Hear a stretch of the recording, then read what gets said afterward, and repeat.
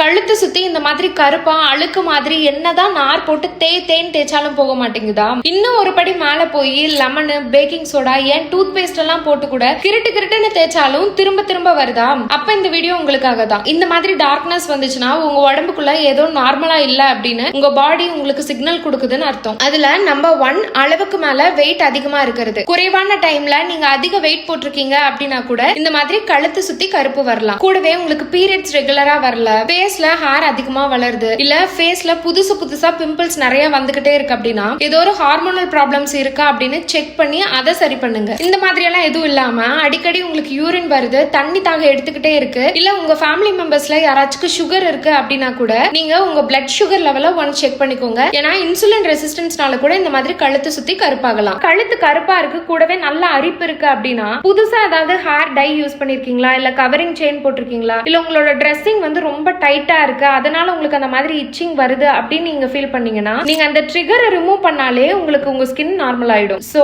எதனால வந்துச்சுன்னு செக் பண்ணி அதை சரி பண்ணாலே உங்க ஸ்கின் நாளடைவுல சரியாயிடும். முக்கியமா ஜங்க் ஃபுட்ஸ், கார்பனேட்டட் ட்ரிங்க்ஸ் எல்லாம் அவாய்ட் பண்ணுங்க. கொஞ்சம் கஷ்டம் தான், அதை அவாய்ட் பண்ணிட்டு 3 to 4 லிட்டர் தண்ணி குடிச்சிட்டு நல்லா எக்ஸசைஸ் பண்ணிட்டு ப்ராப்பரா 6 to 7 மணி நேரம் தூங்கணும். இதெல்லாம் மாத்தாம நீங்க என்னதான் மேல கிரீம் அப்ளை பண்ணாலும் உங்களுக்கு இது பெர்மனண்டா கியூர் ஆகாது. இந்த வீடியோ உங்களுக்கு யூஸ்ஃபுல்லா இருக்குன்னு தோணுச்சுன்னா மறக்காம என்ன ஃபாலோ பண்ணிக்கோங்க.